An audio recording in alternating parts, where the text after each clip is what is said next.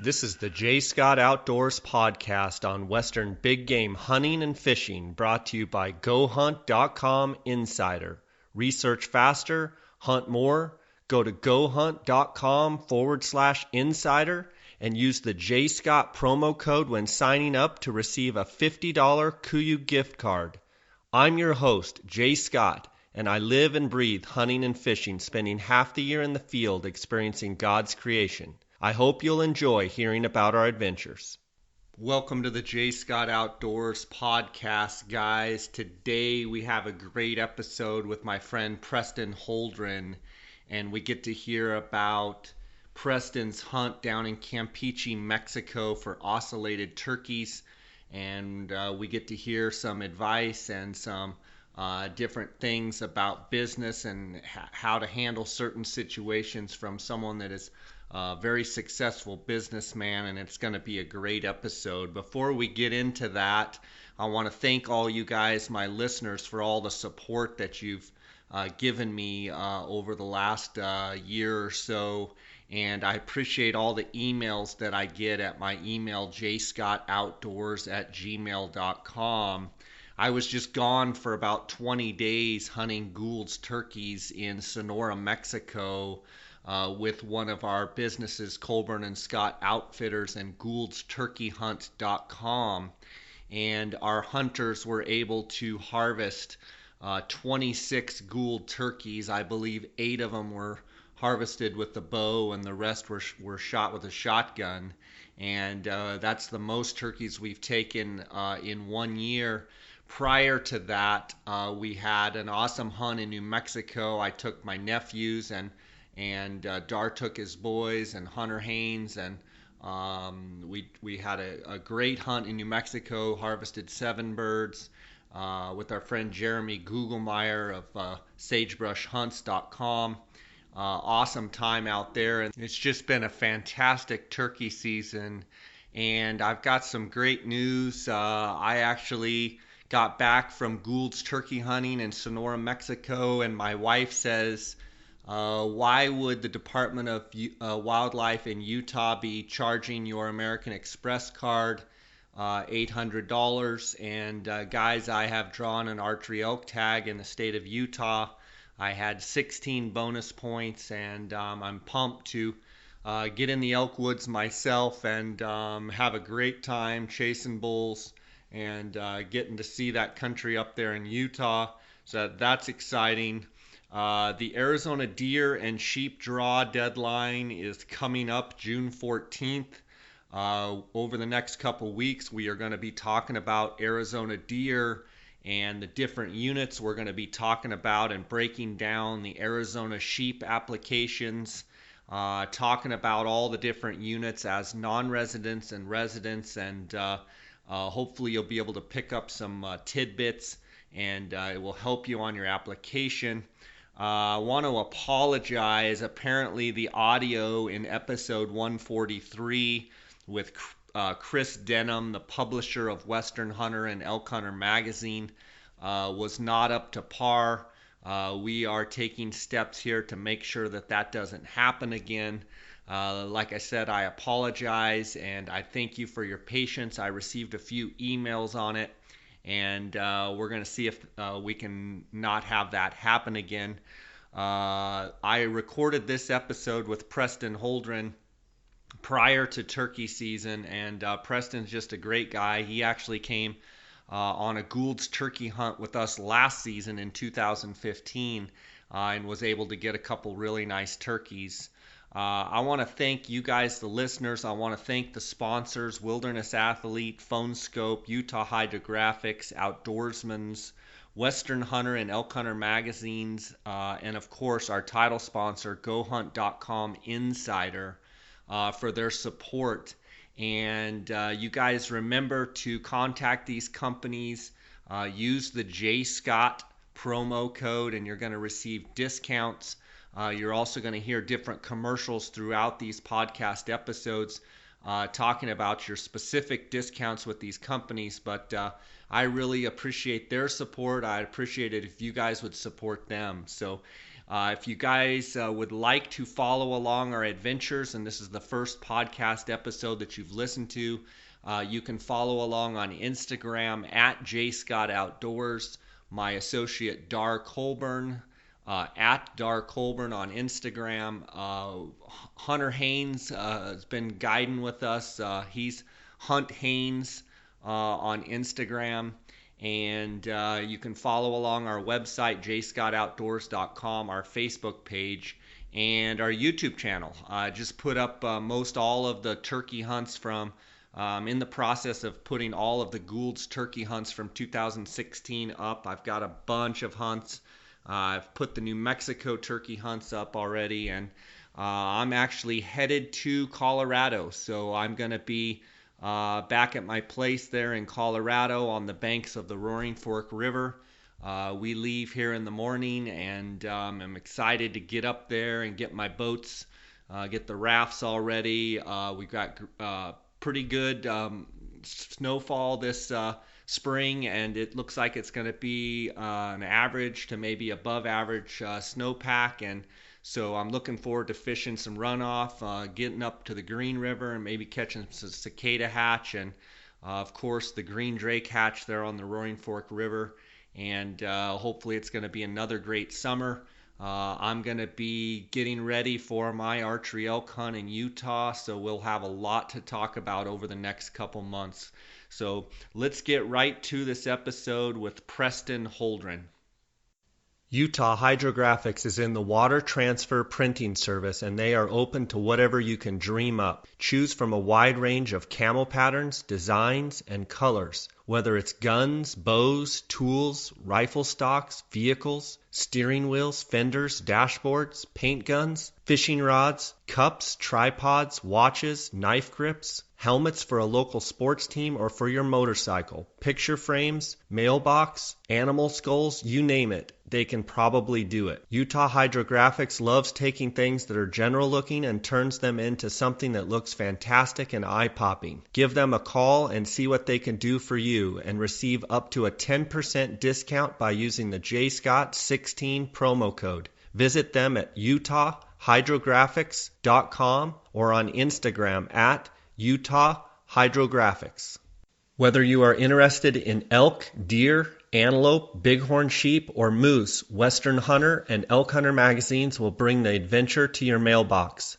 These publications feature articles on the finest hunting gear, tips and tactics from experienced hunters, field judging trophies, glassing techniques, calling strategies, and much more. To become a more knowledgeable and skilled hunter, subscribe today. Go to westernhunter.net/jscott and enter your email address for a chance to win a $1,500 credit towards any Swarovski product. Welcome to the J. Scott Outdoors podcast. Today we've got Preston Holdren, and Preston is a friend of mine that came and hunted Gould's turkeys with his friend Donald last May.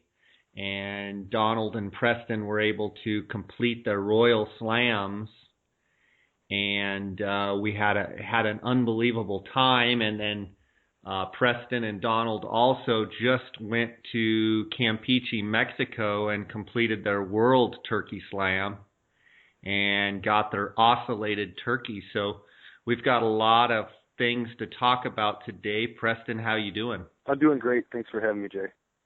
Yeah, absolutely. I'm looking forward to it.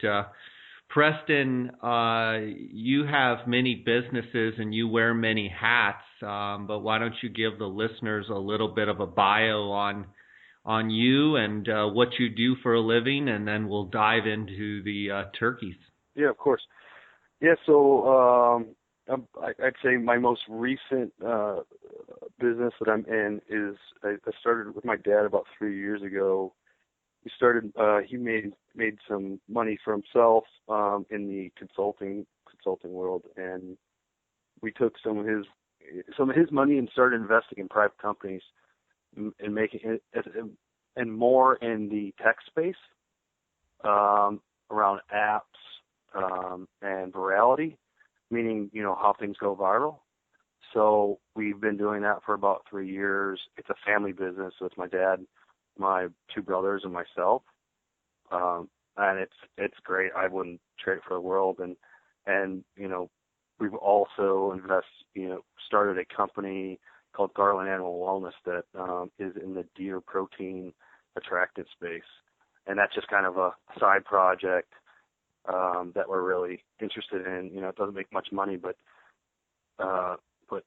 it's hunting is my passion.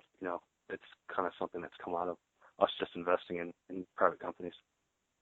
Yeah, and you're partners with EJ Pfister, who is also a friend of mine. I've known EJ for at least 20 years, I would say, and EJ's an avid hunter and fly fisherman, and Garland Animal Wellness, you guys produce some of the best feed for nutrition for deer that there is.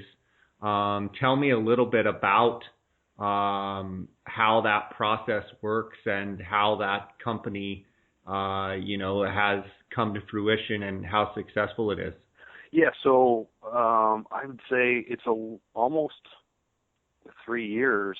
EJ was a professional golfer turned teacher, and was trying. He's not quite out of it, but he was trying to come up with something that he was passionate about, and use his contacts in the Southwest region. So what we came up with was try to feed. So there's a lot of large ranches over there that feed protein, and we've seen stuff on the market and just weren't crazy about it. So we said, how can we do this better? And our first meeting with a potential client, we met Dr. Harry Jacobson, who is a deer biologist out of Mississippi State and just really well known. And after getting to know him, we all came to the conclusion, it's like, let's come up with a value proposition where we put the best ingredients in, but also we charge somewhat of a premium, but also are price competitive. So, with all that in place over the last couple of years, we've grown considerably year over year, and then have gotten into concentrated minerals that, we take soil samples and create a mineral off that soil sample. And I don't know, it's been fun, and I've learned so much. And EJ he's been great, and he has really grown the business, and really proud to be a part of it. Yeah, that's awesome. EJ is a fantastic guy. And, talking about deer nutrition, you were explaining a little bit on the Gould's hunt last year, and you were saying how important it is for the deer right now, for the next couple of months as they start dropping their antlers, and then they begin here in the spring, start, early spring or early summer, start growing their new set of antlers, how important it is for their body to be in, tip-top condition. Can you talk a little bit about the biology of that? Certainly Dr. Harry would be much better to do that, but what have you learned as far as nutrition of an animal going into, starting to grow their antlers? Yeah, so a couple things that I've learned, and some things that we add to our product that really help. One is you find a lot of products on the pellet side that are too high in both protein and fat. So based on Dr. Harry's research and many others, and I've read a lot about it, is our protein levels are a lot lower than most on the market. Our fat levels are lower, and our fiber levels are higher, and that all helps with the digestion of the product. But also, they can only absorb so much. So and they pass the rest. So you're almost if you have too much protein, and that is expensive for in the pelleting process. It decreases the cost of the product, but it also helps the deer not have to pass it. so they can absorb more of the nutrients within the pellet itself. So like things that we add to our product are yeast, diamond V yeast, and what that helps is it helps for the rumen to act better in absorbing nutrients and digesting the pellet in general. And it also feeds the good bacteria within their rumen. So and then we use like trace minerals. We use the highest grade trace mineral packets, and it adds to the value proposition I was talking about before.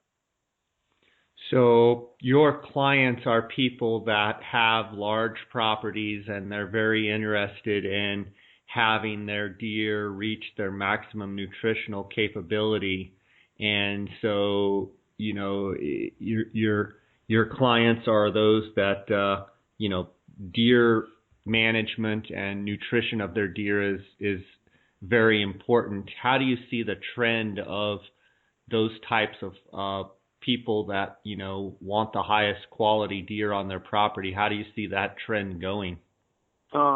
So that's a good question, because what's hurt us recently is the prices of oil and gas. So you can imagine in Texas and Oklahoma, a lot of those people, their number one job is around that industry. So it's hurt us in some regards, but we've also added a lot of clients in the breeding industry, which has been a lot more difficult to get into, only because that's some of their livelihoods. Like if they're a deer breeder, that's usually that's how they're making their money. So they're not willing to really take any chances on what they're feeding their animals unless they have someone else that they can reference. And we have good references now. So we're gradually getting more and more into that industry. And the one thing about deer breeding is whether you say it's right or wrong, people do it to make a living, and we're trying to provide them the best feed possible. So right. We're seeing our deer breeding industry, our clients increasing. Large landowners, we're trying to find people outside of the oil and gas industry that aren't being affected right now. So that's a challenge, but we're finding that we are finding those types of people. And the other thing is, you talk about guides and outfitters that where they can feed in those states. I mean, every inch matters. You get paid by the inch. So we're finding that to be lucrative as well. And on top of that, we're trying to get a smaller sizes, like on the mineral, and we have a liquid too that has the minerals and the yeast in it, so that we can sell it commercially to people, hunters in states that they can use attractant and supplement feed.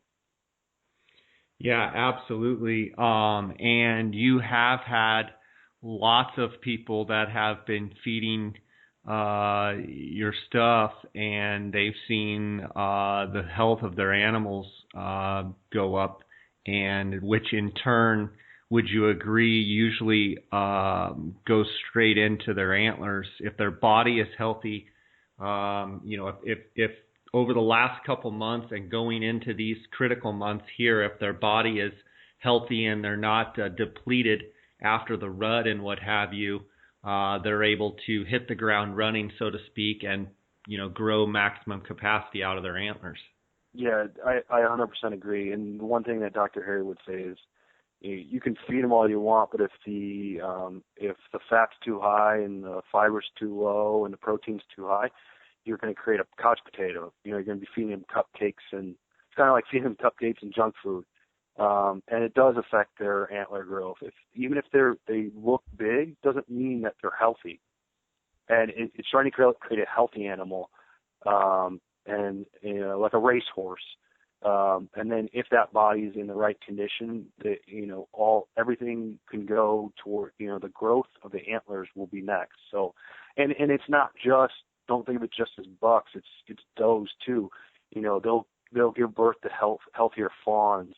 And be able to lactate better, so it's feeding those fawns better. So it's not just the bucks; it's the overall herd, which then it leads to bigger bucks. But it's herd health is what we're looking at. So we're looking at a total nutrition plan for white-tailed deer. We actually feed some elk and longhorn steer as well. Interesting. That's I'm sure that's a fascinating business. You know, your family, you guys, your dad and you and your brothers have been very successful in business, in many, many businesses. And what do you think a key ingredient for listeners out there that are in their own businesses? I mean, to be successful in many different businesses, what do you think it takes? You know, from a business perspective, what do you think it takes to have longevity and to be successful across the board in many different avenues of business? And I'll give you my perspective, and obviously my dad and brothers have a different. But what I've noticed in the last 3 years specifically is that you have to, especially in industries that you're not quite familiar in, is you have to talk to experts. You have to know that you don't know everything. So, you know, I read a lot. You know, I just read a lot of articles. If we're getting into healthcare, and I have a little bit of a healthcare background, but if we're getting into healthcare and payment processing, you got to read articles. You got to read a lot of information, and then you have to try to gather experts and try to convince them to take some time and talk to you. And podcasts are huge too. I mean, there's so many ways to digest new information, and it's so readily at our fingertips nowadays where it hadn't been in the past. So the biggest key for I guess my current success is just digesting as much information as you possibly can about a subject. Like for instance, listening to Dr. Harry for an hour will save me so much time because he's already done all the research. He has all that knowledge, and he'd be able to synthesize that information that he's gathered over 30 years way better than I can read it or try to understand it. Yeah, absolutely. I mean, certainly knowledge is key, and being able to apply that knowledge. And you guys buy and invest in so many different businesses. You have to be able to gather experts together and then process all of the information that you've been told and be able to evaluate and look at a business to see if it's something worth putting your money in. So it was great to get to hunt with you down for Gould's and pick your brain about a lot of stuff, and the correspondence and the times we've talked since then.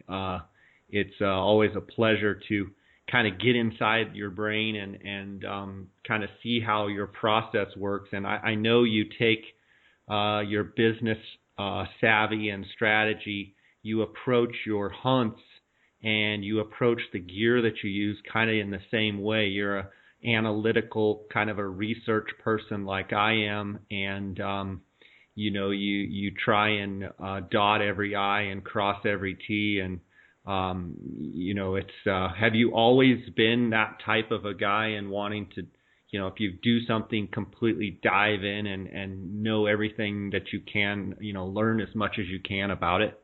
I think I've always been passionate about what I'm interested in, but it's also, I think when I got out of school and I became a consultant, and a consultant is so vague, but it's just helping businesses solve problems, and then you just pick the industry. So we were on the insurance side of the business and helping insurance companies get government contracts, and it's so vague. But what that taught me was, even if you aren't crazy about what you're doing, is just put every effort behind what you're doing.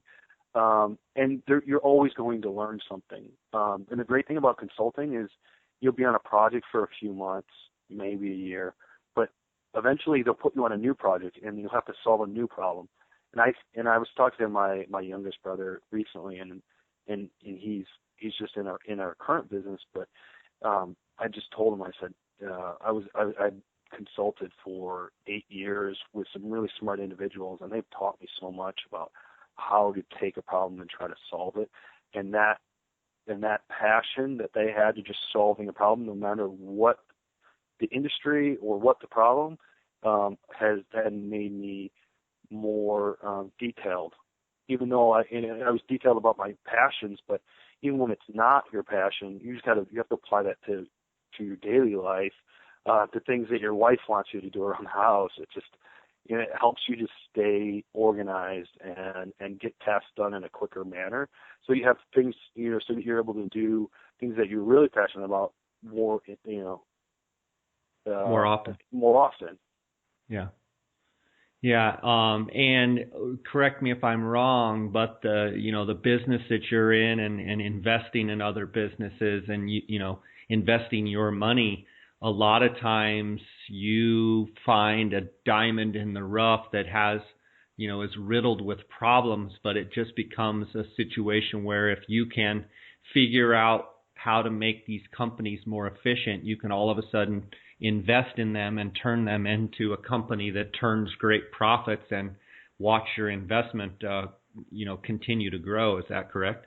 Yeah, we're learning more and more and more. It's if you have, even if they're not trying to solve the right problem, because what we're finding is, as long as the management team is really good and they're very smart, if they're trying to solve a problem but they're not trying to solve it the correct way, if they're really smart, they'll be able to pivot. They'll be able, and what I mean by pivot is they'll be able to solve it in a different way. Because Gotcha. what we find, the businesses that fail the most are the ones that aren't able to react. They are trying to solve it, and they're trying to tell people, they're trying to tell the industry how it's going to be solved, versus the marketplace telling them how it should be solved and how consumers want to use it. And I have so many examples of businesses that have failed because either they figured out too late that they should have changed the business model, or they just never changed the business model and they just run out of money. I mean, that's the biggest thing, is running out of cash before you can get new investment or you get traction in what you're actually trying to do. I think too, with the technology advances and with the social media and the way that things are marketed now, and I think companies out there that weren't able to see the changes coming, and you take like a big huge company like Nokia, and now they're not even around anymore, and it's just, what is Eastman Kodak and some of these different companies that they didn't see the changes were happening, and they didn't see the changes, and they didn't get out in front of them. And it's just amazing to see how our world, quite honestly, even in the industry of outfitting, and some of the outfitters that don't have an Instagram, don't have a Facebook, don't post pictures and blog, and don't interact, they're quickly left behind by maybe the younger generation that is real keen on technology and social media and how to relate to your customers. And all of a sudden, the old time outfitters who have 30 years experience are wondering what happened. And the reality is they just didn't see the change of technology and the methods of marketing and where people get their information from, and they're just left behind, and they eventually get weeded out of the business. Yeah, it's kind of crazy to see the marketplace change so quickly, especially with the technology coming out. For sure. And people are definitely getting left behind. And if a business wants to remain front and center in front of its consumers, they really have to adapt quickly. It's nuts. It is how nuts. Quickly. Even when I was, so I'm 34. I mean, when I was growing up, it's changed so much. And I'm part of the millennials, but I'm on the outer edge. But someone that's 18 and how they consume, they consume information is so much different than how I do it. Absolutely. Absolutely. Let's take a quick break here to hear from our sponsors. Tired of relying on out-of-date numbers, spending too much on hunting consultants, and seeing too little results? With Go Hunt Insider, the old way of doing things is over. With the introduction of Draw Odds and Filtering 2.0, you'll have access to the most accurate, up-to-date information in the industry. You can filter by state, species, trophy potential, weapon, specific days or months of the year, harvest success rate, male to female ratios, and much more. All of this leads to easily finding the best hunt for you. So what are you waiting for? Visit gohunt.com/insider and join the movement. Use the J. Scott promo code when signing up and receive a $50 KUIU gift card. Since 1982, the Outdoorsman's in Phoenix has made it their goal to provide the very best customer service combined with the latest and greatest optics and accessories in the business. Outdoorsman's is the leading designer and manufacturer of high-quality tripods and mounting accessories for any hunter's optical needs. Go to outdoorsmans.com or call 1-800-291-8065 and use the J. Scott promo code to receive 10% off all Outdoorsman's packs and pack accessories. Preston, I want to dive in here and talk to you about going down and completing your World Slam by getting your ocellated turkey, and was hoping you could kind of tell me about the process of choosing your outfitter and all the ins and outs of your experience down there. Yeah, of course. So thankfully I had gone on a Gould's hunt with you a year prior, and you put me in touch with Kelly Morris. You said, I think he has a good outfitter that you should check out for the ocellated, knowing that I wanted to complete the World Slam. So I had gotten a hold of Kelly and talked to him, and he said, you got to go with this outfitter called Ukits Hunting. They're just outside of, they're in the state of Campeche, and they're I think about an hour from the city of Campeche. So I talked to him, and then I got a second referral from someone that you don't know, Kelly doesn't know, and they said, if you're going to go ocellated, you need to go with Ukits. So I was like, done. And I had booked for Donald and Donald came with me and hunted with you on the Goulds, and where we completed the Royal Slam. So the process was, after I had booked the hunt with Manuel, who is the owner and operator, and his son now somewhat runs the show when you get down there to the camp, Diego. Just great people. The entire experience of just communicating with Manuel over email, I never talked to him, but just him providing information and letting you know how the whole process would work from you arriving to when you leave and what forms you need to get through customs. It was seamless. That's awesome. And where did you guys fly out of, and where did you fly into? How long did it take you to get there? So there was 4 of us that I booked all the travel for. 2 people were out of Mississippi, so they flew out of Jackson. And then Donald flew out of Panama City, and I flew out of Chicago, and we all met up in Houston.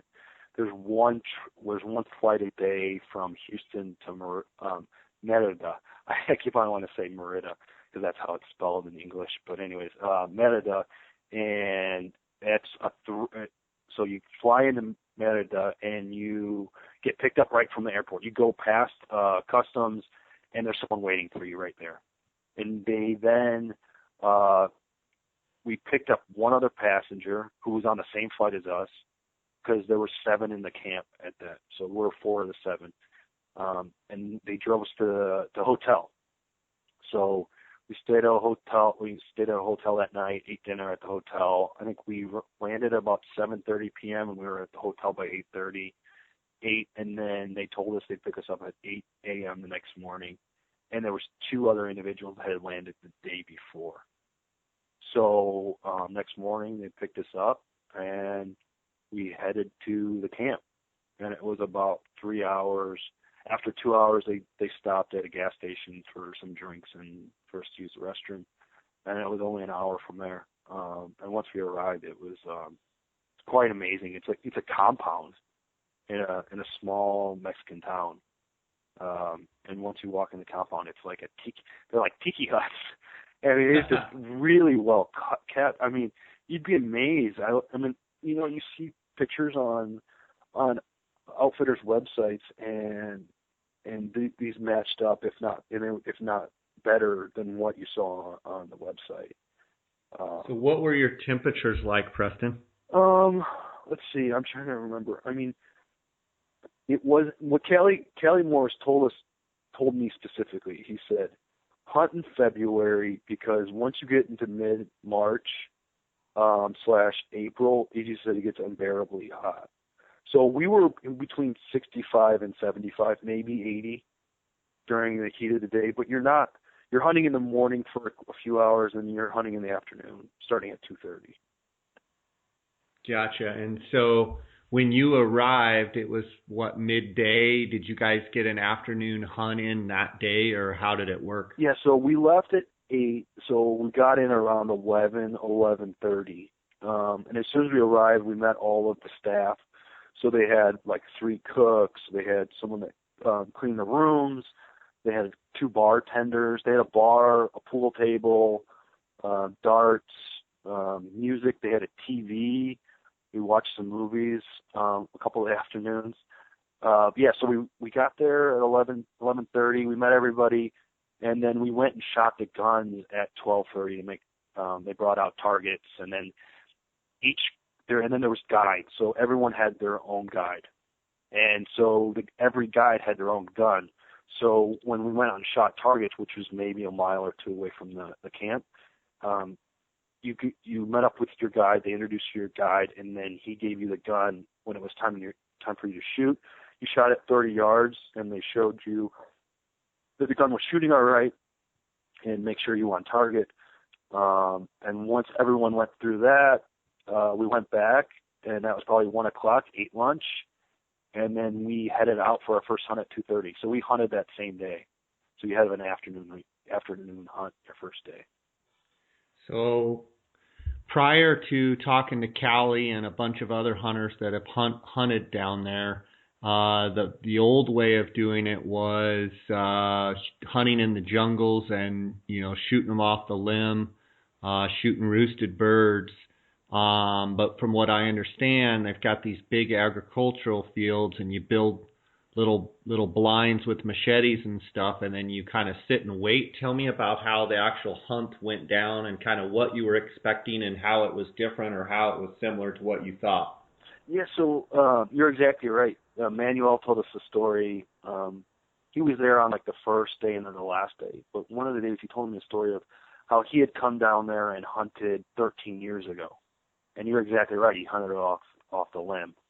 So they would go in the forest, and they would shoot him on the limb. But again, you're right in the fact that there are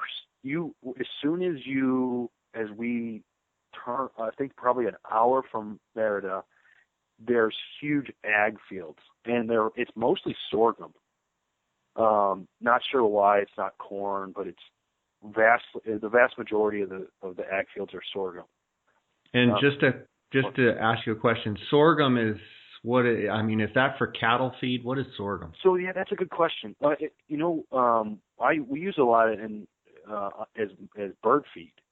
It's a small seed, and it's almost in a cone shape, and it's probably 5 feet tall when it's fully mature, and it turns from green to red.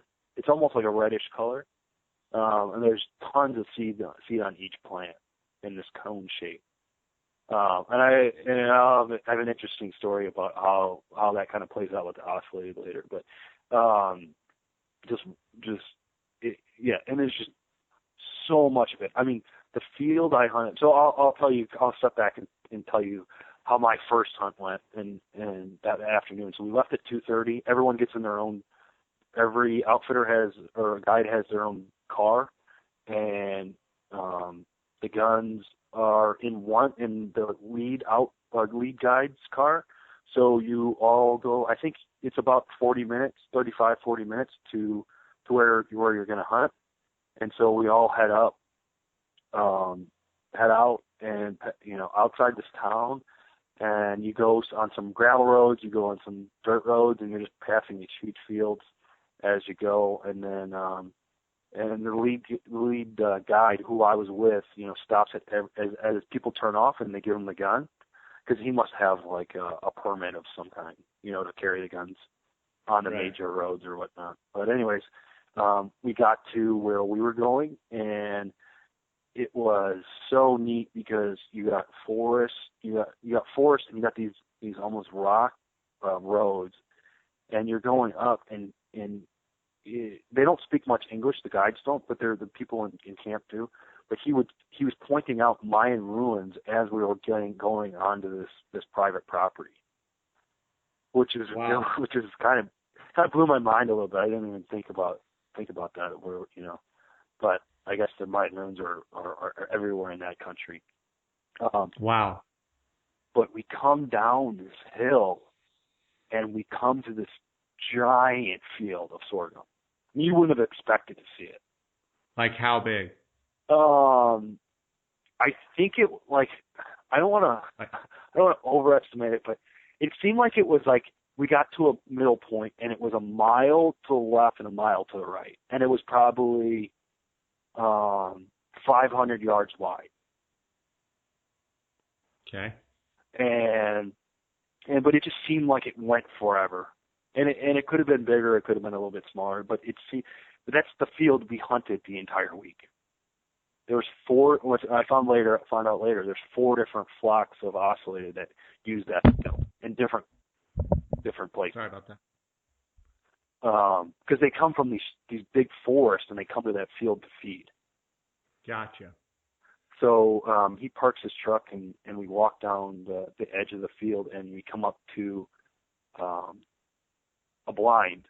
Like you're saying, I mean, they use the machete to create the blinds in the tree line.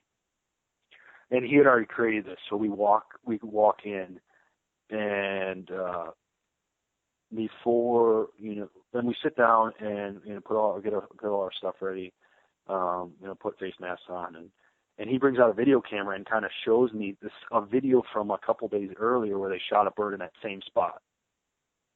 And so he showed me a video of how you tell a mature gobbler versus a hen, which these birds are small. Like the biggest bird they killed last year was 12 pounds. Wow.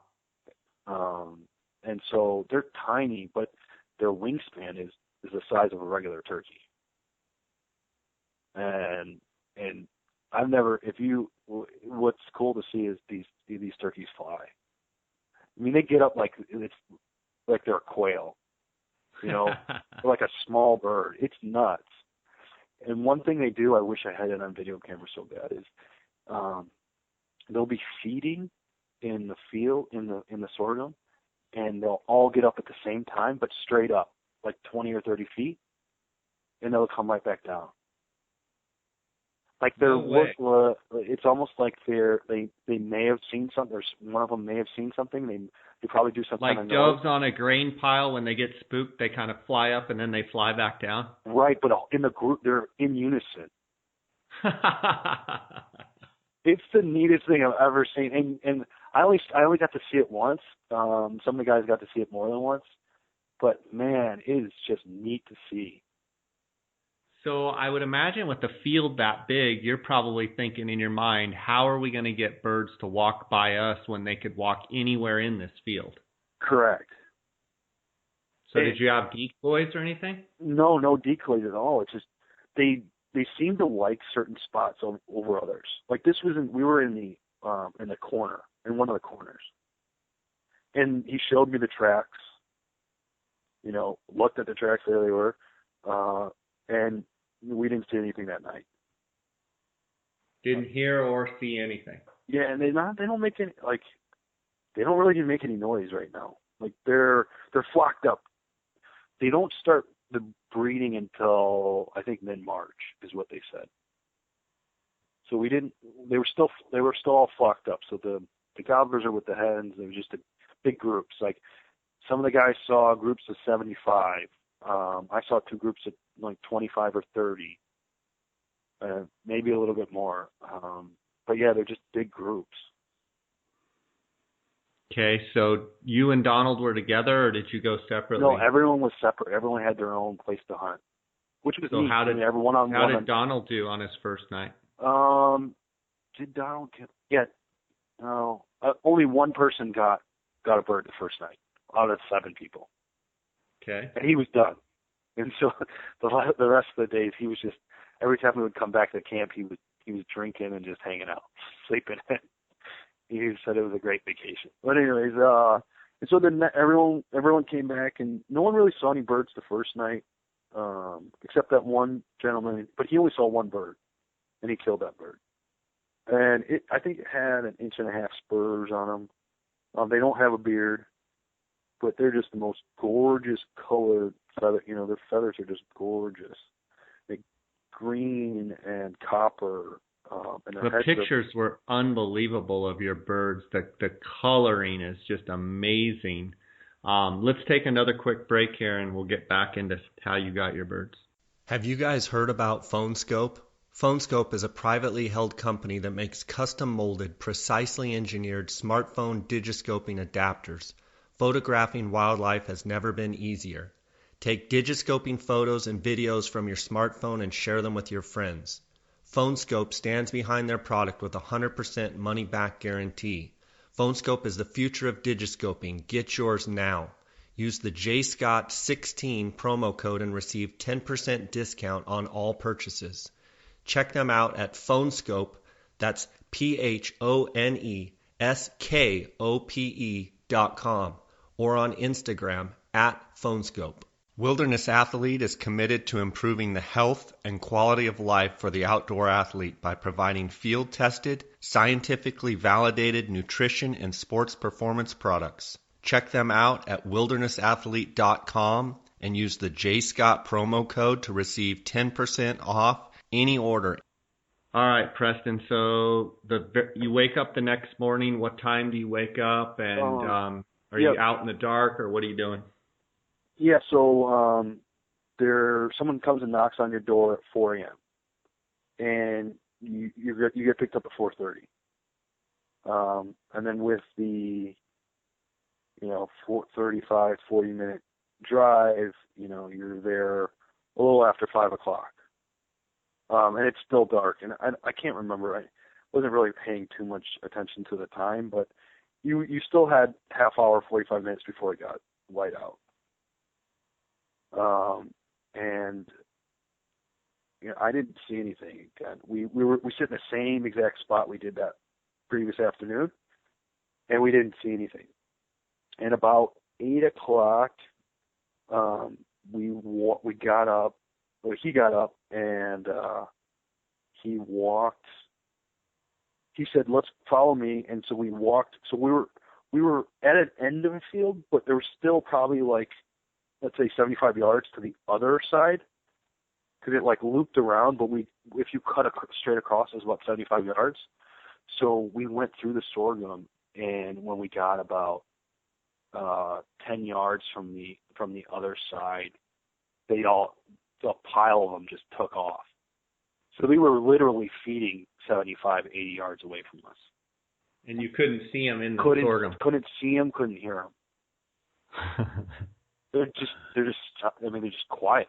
And what I found, another thing I found out is there's 7 types of cats that are after them that will eat them, including the jaguar and the mountain lion, and there's 3 others. So they're on the dinner menu quite a bit.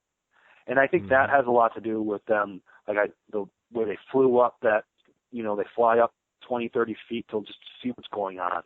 Because the sorghum it hasn't been harvested yet, and it's almost fully mature. So I'm sure they get snuck up on a lot and eaten. So they're very skittish, and I think that's the reason they don't make much noise. And little bit of noise that we made, they just took off.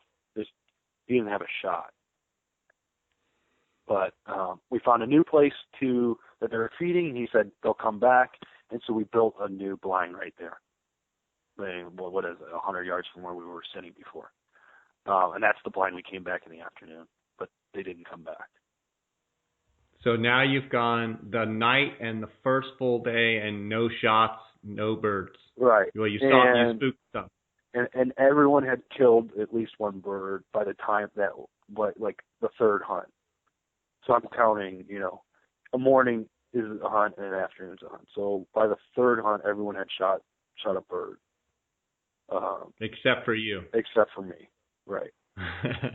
So you're kind of feeling like 15 birds, and then there was another guy that joined us because the first guy had tagged out that first morning or that first afternoon. So we had another guy helping us out. So that evening where we didn't see anything, he had set another spot that was, say, 500 yards down the way on the same side, and he spotted birds that had gone to roost. Gotcha. So they feverishly created a new blind, and near that spot, and that's where we went the next morning. And the next morning, about 7:30, we saw two big toms, and they had walked. We were like, we could see down, and then it indented almost. So there was a spot where we couldn't see that was indented, or there was like trees in our way, and if they came around the corner, then we could see them. So these two came around the corner, and they started feeding on the milo. But the way they fed on the milo is they jumped up and pecked at it. Like they jumped up like a foot or two off the ground, and they would peck at the milo. It was really neat. Yeah. I actually got video of that. I'll send to you. So then those two went back, and we couldn't see them. And then about 10 minutes later, they did what I told you that they do. They went up about 30 feet, and they came down. And we're like, whoa. I had never seen that before. I was like, that's pretty cool. And then about a half an hour later, the whole group comes around the corner. And it was really impressive. Like how many? Well, yeah, like 30, around 30, maybe more. I have a video where I could count them, but it was a whole bunch of them. It was, and I hadn't really seen them on the ground and feeding and stuff like that, so it was just kind of neat to see. Gobblers and hens? Yeah, they're all together. And for some reason, every time that we saw them, the gobblers are in the front. I don't know if that's normal or whatnot, but that's how it happened. And so did you pick one with the longest spurs, or just pick one that you had an open shot at? So Donald and I were talking about that. I was like, we got to be able to pick them, get out big binoculars. I had my 15 by 50s out, like as I brought them out. But the thing is, they're so short, and they're in these battlefields that you can't even see. You can't. You just see the top of their head. You just got to, and even if, or you just can't see their legs because there's so many plants that they're on these edges, so the plants are smaller than they are in the as it gets more and more into the field where they're fully mature. So they'll skirt on these edges, but there's still plants that are a foot tall, but you just can't see their spurs. Gotcha. It's impossible. So you have to rely on the guides. I mean, I highly recommend if anyone goes on this hunt. It's like, if the guide said it's a big bird, take the bird. I mean, yeah, it'd be cool if they had big spurs, but it's just so impossible to tell. It's so you blasted. Is that when you got your? So that you got your first bird when the whole flock came around. Yeah. So this I didn't get my bird on this one. The guide I was with, he had a camera, and he kept them moving around a little bit, and they saw him move the camera once, and they all just booked it into the forest. Oh man! I mean, they were headed towards us, and it's so exciting to see, And I had never shot one, or I'd never seen one close up. So, it was like, now that's over, and we got up, and then he saw some around the corner. He said he we tried to stalk them, but I knew that wasn't going to work, and it ended up not working out. They just had disappeared. But we came back in the same spot in the afternoon, and around 5 o'clock, a single bird comes around the corner, that same corner, and they're like, Big Tom, Big Tom. And I was like, all right. And I shot that bird at probably 15 yards, and it had 2-inch spurs. Golly. But I had no idea. But just the luck of the draw is what it is. Wow. That's incredible. And so you got your gobbler, and are you allowed to shoot 2 gobblers or 1? So if you want to shoot 2 birds, you have to let Manuel know way in advance because he only has a certain allotment. So he promised us all, my group, so the 4 of us, all 2 birds. So we had 8 birds total, and we had that back in November, and we went in February. But there was one guy who was just 1 and 1, and the other 2 guys, they had gotten 1 permit each, and they were asking about 2, but he's like, I don't have any more permits. They're already taken. So my advice to anybody that wants to go there and you want to shoot 2 birds, make sure that you let him know because they go quickly. Gotcha. How was it at night sleeping? Was it nice and cool, or was it good sleeping, or was it warm? No, it was, so we were there from the February 20th to the 21st to the 26th, and it was perfect. I actually had my fans on, but it wasn't too warm or too cold. It was really nice. The one thing you can't really help is there's a lot of dogs around the area, just wandering around, so there's a lot of barking at night. So bring some of your dogs. Did you what did you wear? Your Tiburon? QU Tiburon, or? Yeah. So I wore my Tiburon. I had that long sleeve and the pants. So I had 2 long sleeve shirts and the pants. And the great thing about it is I'd wear them, and there's in the afternoon hunts, there's a lot of sweating, so I was able to wash them and they dry so quickly. It was amazing. Yeah. Awesome. So you guys got some unbelievable photos. And what's that other bird down there that's like a black-looking bird? Curacao. Did you shoot one of those? No, I didn't because so they used to hunt up in the rainforest, and they moved the camp to where it is now, and there's no curassows, but they're trying to, I think, in the future allow for a few curassow hunts if you kill your ocellated, so they take you up to another camp. Gotcha. They just don't. They're not around where their new camp is. Didn't Donald shoot a brocket? He did. He shot it though. What day did he shoot it? He shot it, I think, the same day I shot my second bird. So did you see some brocket? I didn't. There were some guys that saw brocket deer too. The only thing I saw were there's a bird called a chakalaka, I think it's called. It almost looks like a roadrunner, but it's like a tan roadrunner. And then I saw one javelina.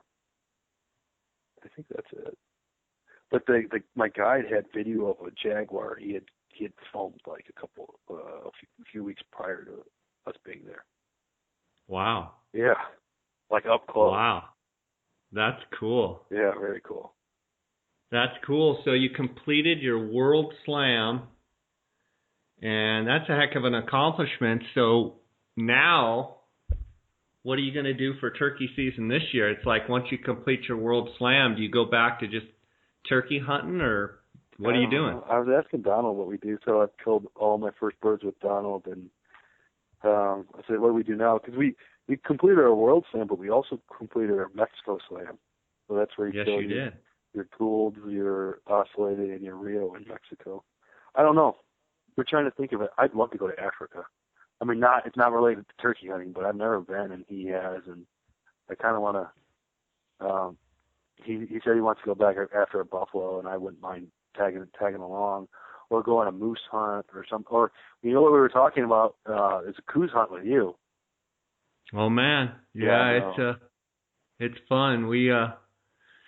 We went down scouting new ranches 2 weekends ago and found some great properties, and that coos hunting is it's a lot of fun for sure. Yeah, it looks amazing. For sure. I don't know much, but I have some of your old videos that EJ gave me a long time ago that I watch, and the pictures that you post are pretty amazing. I love that country. It is amazing country. Amazing. Yeah, it is. So are you planning to hunt Illinois, or do you have any turkey hunting plans? Or? Yeah, so my wife's pregnant with our fourth, so. Goodness, son, you've been busy. I know. So she's due in July, and with that week-long hunt, and I was just at a conference for a week.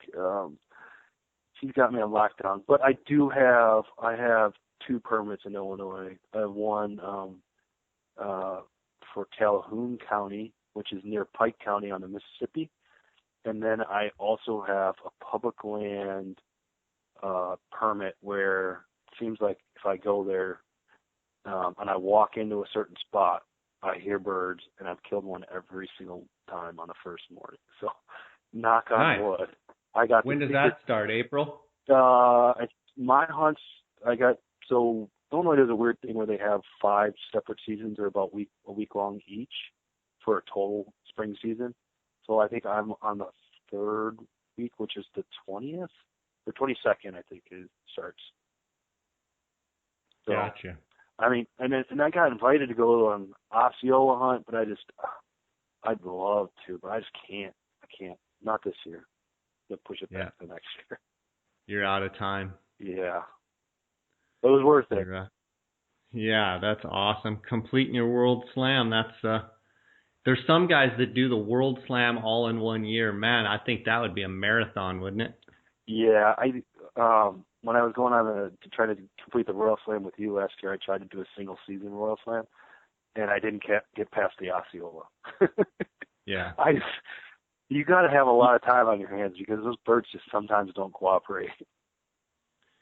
Yeah, that's let's see, you would have gotten it though, because didn't you get a Marion? You got everything but the Osceola, didn't you? No, I kind of gave up after I didn't get the Osceola. I didn't get the Rio. I mean, I could have gone after Rio. I just didn't. I wasn't willing to put my marriage on the line after I picked the Osceola.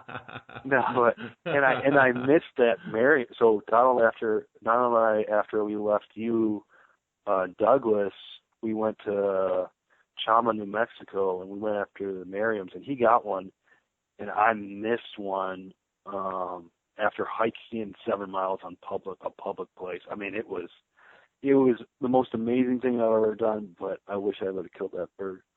But the one thing I will say is that I got to see a cinnamon cub eating an elk because I missed that bird, so that was kind of cool. It was a good trade-off. That is cool. That is cool. Well, man, it's been awesome having you on, and congrats on your World Slam, and tell Mr. EJ hello, and tell Donald hello, and it's always great talking to you, and I appreciate you supporting the podcast. You've been supporting the podcast since I started it. I know we talked last year on the Goulds Hunt, and you were already listening to the podcast, and I appreciate that, and you've actually given me some good business insight in regards to my podcast, which is always appreciated. So thanks for your friendship and your support. And congrats on everything. And congrats on having number 4 coming up here in July. Thank you so much for having me. I really appreciate it. And like you said, I mean, I've been listening to you since day one, and you're doing such a great job. Keep up the good work. Thanks for the friendship. And, thanks for having me. Appreciate it. All right, buddy. Sounds good. You take care. You too. All right. God bless.